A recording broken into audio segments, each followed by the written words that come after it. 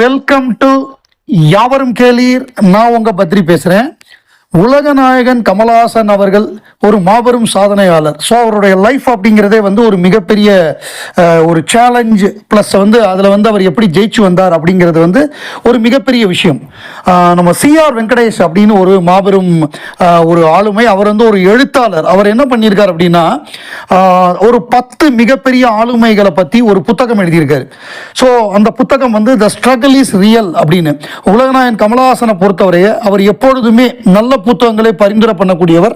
நம்ம big pass நிகழ்ச்சியா இருக்கட்டும், அதை தவிர இங்க நம்ம புத்தக திருவிழா நடந்த பொழுது தினமும் ஒரு புத்தகத்தை பரிந்துரை பண்ணாரு. ஏராளமான நம்ம கேள்விப்பட்டிராத நமக்கு மிகப்பெரிய ஆத்தர்களோட புத்தகங்கள் எல்லாம் பரிந்துரை பண்ணி அதை நமக்கு அறிமுகப்படுத்தினாரு. ஏன்னா இப்போ புத்தக வாசிப்பு அப்படிங்கிறது அருகி இருக்கக்கூடிய காலகட்டத்தில் கமலஹாசனுடைய பணி அப்படிங்கிறது மிக முக்கியமானது. அதாவது புத்தகம் வாசித்தல் எப்படி அப்படின்னே ஒரு புத்தகம் எழுத வேண்டிய ஒரு காலகட்டம்.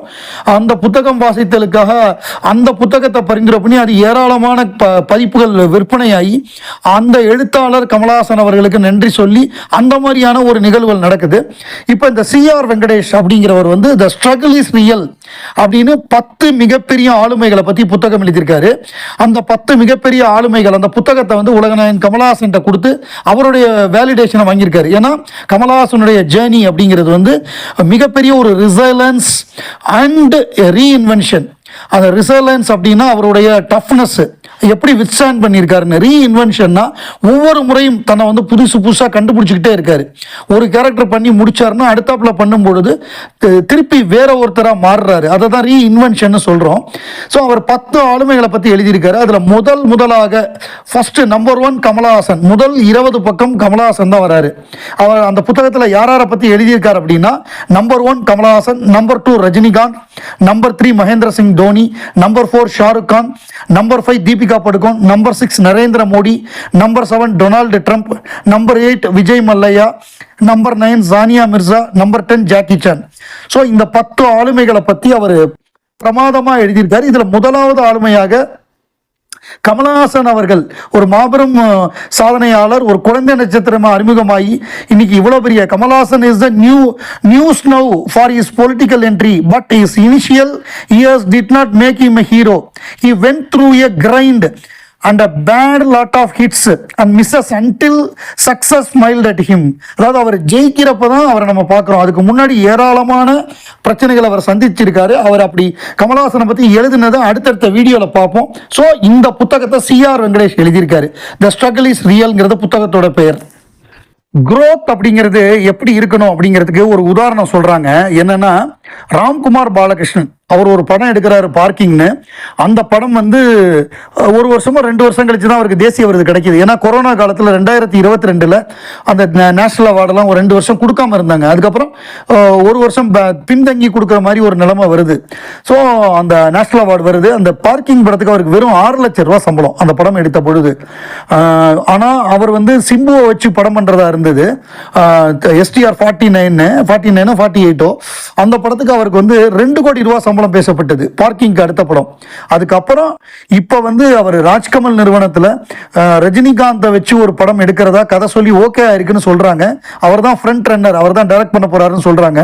அதுக்கு அவருக்கு சம்பளம் 10 கோடி ரூபா பேசப்பட்டிருக்கு. வளர்ச்சியை பாருங்க, 6 லட்சத்திலேருந்து 2 கோடியிலேருந்து 10 கோடி ஒரு 3-4 வருஷத்துக்குள்ள. இதுதான் குரோத். நம்ம சின்சியரா ஒர்க் பண்ணோம்னா அதுக்கு தன்னால குரோத் வருங்கிறதுக்கு மிகப்பெரிய உதாரணமா நம்ம ராம்குமார் பாலகிருஷ்ணன் இந்த இளம் வயதிலேயே இருக்கார். ஒரு ஆர்டிக்கிள் படித்தேன்.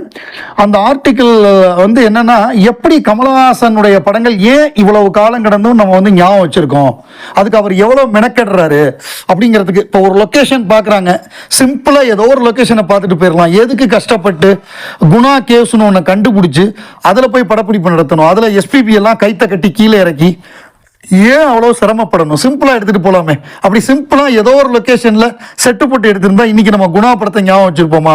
மஞ்சுமல் பாய்ஸ் இன்னைக்கு அவ்வளவு பெரிய வெற்றி பெற்றிருக்குமா? அந்த கண்மணி அன்போடு பாடல் ஒரு காவியமா மாறி இருக்குமா? மாறி இருக்காது. அது காரணம் கமலஹாசன் எடுக்கக்கூடிய அந்த மெனக்கட்டு பண்றது. அந்த அப்பு கேரக்டர் சிம்பிளா CGல பண்ணியிருந்தா, அந்த காலத்துல CG இல்லை, ஒரு உதாரணத்துக்கு சொல்கிறேன், சிஜி வச்சு பண்ணியிருந்தா அது பெரிய அளவு பேசப்பட்டிருக்காது. அவரே கஷ்டப்பட்டு நோ பெயின் நோ கெயின் அப்படின்னு அந்த கஷ்டப்பட்டு அப்பு கேரக்டர் பண்ணதுனால தான் இன்றைக்கி நம்ம வந்து அப்புவை கொண்டாடுறோம். ஏன்னா சிஜியை வச்சு கூட அந்த அளவு சிறப்பாக பண்ண முடியுமான்னு தெரில. ஒரு கட்டுரையில் என்ன எழுதியிருந்தாங்கன்னா, தமிழ் சினிமாவில் அப்போல்லாம் விஷம் குடிக்கிற காட்சி நிறையா வரும். அது ஹீரோயின் வந்து கல்யாணம் ஆகக்கூடிய காட்சி வரும். ஹீரோவை விட்டுட்டு வேற ஒருத்தரை கல்யாணம் பண்ணுற மாதிரி இருக்குன்னா அந்த பொண்ணு போய் ஒரு விஷம்னு எழுதியிருக்கும் அந்த பாட்டிலில், அதை எடுத்து அந்த பொண்ணு குடிச்சிட்டு சாகரத்துக்கு உயிருக்கு போராடும், வாயெல்லாம் நுரத்தப்ப போராடும். ஸோ இந்த மாதிரி காட்சி, அதாவது மெனக்கிடவே மாட்டாங்க, சும்மா ஒரு பாட்டில் விஷம்னு எழுதி வச்சிருப்பாங்க, அதை இது பண்ண உடனே கேமராவில் வந்து வாய் நுரத்தல்ற மாதிரி காமிப்பாங்க. இப்படி தான் இருக்கும். அந்த அளவு ஒரு ரசிகர்களை வந்து ரொம்ப ரொம்ப பாமரராகவே நினச்சிருப்பாங்க. அதாவது எல்லாமே ஸ்பூன் ஃபீடு பண்ணணும். இந்த ரசிகன் வந்து ஒரு முட்டாள், இவனுக்கு எதுவுமே தெரியாது, விஷம் அப்படின்னு எழுதணும். இப்போ அவர் காலேஜ் போறார் அப்படின்னா கையில் ஒரு நோட் புக் வச்சுட்டு ஒரு பஸ்ஸில் ஏறி காலேஜுக்குள்ளே என்ட்ரி ஆகி அந்த கிளாஸுக்குள்ளே போகிறவரே காமிக்கணும் அப்படிங்கிற மாதிரி ஒரு கருத்து இருந்தது அப்போ. பட் கமல் எப்படின்னா பார்வையாளரை புத்திசாலியாக நினைச்சாரு. அவங்க வந்து நம்மளோட புத்திசாலின்னு அவர் நம்பினாரு. இங்கே மைக்கேல் மதன காமராஜன்ல ஒரே ஒரு நொடி வந்துட்டு போகிற ஒரு காட்சி, மதன் வந்து கீழே இருந்து ராஜுவோட பர்ஸ் எடுப்பார். அந்த பர்ஸில் பார்த்தா அதில் பயங்கரமாக எல்லா டீட்டெயிலுமே இருக்கும். இதை வச்சு நம்ம ஒரு தீசிஸே பண்ணலாம். அந்த டைப் செய்யப்பட்ட அதில் இருக்கக்கூடிய அவரோட ஐடென்டிட்டி கார்டு, சுப்பிரமணிய ராஜுங்கிற பேர், அவர் வேலையில் சேர்ந்த தேதி 24/1/1987, அவரோட ஃபயர்மேன் நம்பரு 105 தமிழ்நாடு ஃபயர் சர்வீஸுங்கிற ஹெட்டரு, அதில் வந்து இருக்க அந்த பிக்சரில் இருக்கக்கூடிய அந்த ஃபோட்டோ கூட பிரமாதமாக இருக்கும். அந்த காமெடியாக போஸ்ட் கொடுத்துருப்பாரு. அந்த கேரக்டரோட குணாதிசயத்தை நமக்கு சொல்கிற மாதிரி இருக்கும். ஏன்னா அவர் ட்ராமா போடுற ஆள், கடன் வாங்கி ட்ராமா போடுற ஆள். ஸோ அந்த மாதிரி ரொம்ப கிளியர் கட்டாக அந்த ஒரு சின்ன பிக்சரில் எவ்வளவு ஒரு டீட்டெயில் இருக்கு பாருங்க. இதை பார்த்தாலே ஒரு கேரக்டரை நம்ம புரிஞ்சுக்கலாம், இவன் என்ன மாதிரி ஆளுன்னு. ஸோ அந்த அளவு ரொம்ப மெனக்கெட்டதுனால தான் மைக்கேல் மதன காமராஜனை நம்ம இன்னைக்கு சின்ன சின்ன டீட்டெயில் கூட கமலஹாசன் படங்களில் கரெக்டாக இருக்கும். நேற்றைக்கு தமிழக துணை முதல்வர் உதயநிதி ஸ்டாலின் அவர்களுடைய பிறந்த நாள். அந்த பிறந்த நாளுக்கு வந்து நம்மவர் கமலஹாசன் அவர்கள் வாழ்த்து சொல்லியிருக்காரு. அதுக்கு நடந்த கூட்டத்திலையும் கலந்து கொண்டு பேசியிருக்காரு. உதயநிதி ஸ்டாலினையும் நேரடியாக வாழ்த்தியிருக்காரு. ஸோ உதயநிதி ஸ்டாலினை பொறுத்தவரை அவர் ரைட் ஃப்ரம் பிகினிங் தீவிரமான உலகநாயகன் கமலஹாசன் ரசிகர்.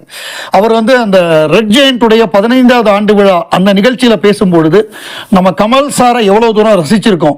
ஒரு படம் வந்ததுன்னா தளபதி குணா வந்தால் முதல்ல குணா படத்துக்கு தான் போவோம் அப்படிங்கிற விஷயத்தையும், எந்த கமல் சார் படம் வந்தாலும் முதல்ல போயிடுவோம் அப்படிங்கிற ஒரு விஷயத்தையும், ஷூட்டிங் ஸ்பாட்டுக்கு போவேன், அதை கமல் சார் எப்படி அந்த கேரக்டரா மாறுறாரு, அவர் எப்படி ரிஹர்ஸ் பண்றாரு அப்படிங்கிறத அவரை பார்க்கறதுக்குன்னே போவேன், என் மேல ரொம்ப பாசமா இருக்காரு தம்பி தம்பின்னு, எனக்கும் கமல் சார்னா அவ்வளோ மரியாதை அப்படின்னு சொல்லி அவர் வந்து அந்த பேட்டியில் அந்த இதில் குறிப்பிட்டிருந்தார். அவர் ஸ்பீச் அப்போ பல முறை எப்போ பேசினாலும் கமல் சார் மீது மிகுந்த அன்போடும் பாசத்தோடும் பேசக்கூடியவர். உலகநாயகன் அவர்கள் ராஜ்யசபா எம்பி ஆகிறதுக்கு மிக முக்கியமான ஒரு காரணம். ஏன்னா அவர் கமல் ரசிகராக இருந்து நம்ம தலைவர் ஜெயிக்கணுங்கிற ஒரு ஆசை அவருக்கு எப்பொழுதுமே உண்டு. அந்த அன்புல வந்து அவர் வந்து கமலஹாசன் அவர்கள் நம்ம கூட்டணிக்கு வரணும், கூட்டணிக்கு வந்து நம்ம இந்த மாதிரி ராஜ்யசபா உறுப்பினர் ஆகணும் அப்படிங்கிற அந்த கருத்தை தெரிவித்து அவர் அந்த கூட்டணி உருவாவதற்கும் அதில் வந்து உலகநாயகன் அவர்கள் அந்த ராஜ்யசபா எம்பி ஆகிறதுக்கும் மிக முக்கியமான காரணம் வந்து உதயநிதி ஸ்டாலின். உலகநாயகன் அவர்கள் கலைஞர் கருணாநிதி அவர்கள் காலத்திலேருந்தே அந்த குடும்பத்துக்கு நண்பர் கலைஞர், அதுக்கப்புறம் ஸ்டாலின், அதுக்கப்புறம் உதயநிதி அப்படின்னு அந்த நட்பு அப்படிங்கிறது இருக்கு. அவர் நேற்றுக்கு பேசும்பொழுது என்ன காரணத்தினால இந்த கூட்டணிக்கு வந்தோம், அதாவது நாங்கள் கூட்டணிக்கு வந்த காரணம் எங்கள் கருத்தும் அவங்க கருத்தும் ஒன்று தான், நாங்கள் சொன்னதை அவங்க செயல்படுத்தினாங்க, நாங்கள் வந்து இல்லத்தரசிகளுக்கு மாதந்தோறும் அந்த சம்பளம் கொடுக்கணுங்கிறத நாங்கள் தான் சொன்னோம், அதை வந்து திமுக செஞ்சு காமிச்சாங்க, அப்படி செஞ்சு காமிச்சவங்களோட கூட்டணி போயிருக்கோம், இது வந்து வேற எந்த நிர்பந்தத்தினாலும் நாங்கள் போகல, அதே நேரத்தில் இப்போ ஒரு தேவை நம்மெல்லாம் ஒற்றுமையாக இருக்கணும், அதாவது அதர் பீப்புள் வந்து இங்கே உள்ள நுழைஞ்சிடக்கூடாது, பிஜேபி உள்ள வந்துடக்கூடாதுங்கிறதுல நாங்கள் ஒத்துமையாக இருக்கோங்கிறத தெளிவாக பேசினாரு. ஸோ இந்த அவருடைய சந்திப்பும் ரொம்ப ஃப்ரூட்ஃபுல்லாக இருந்தது.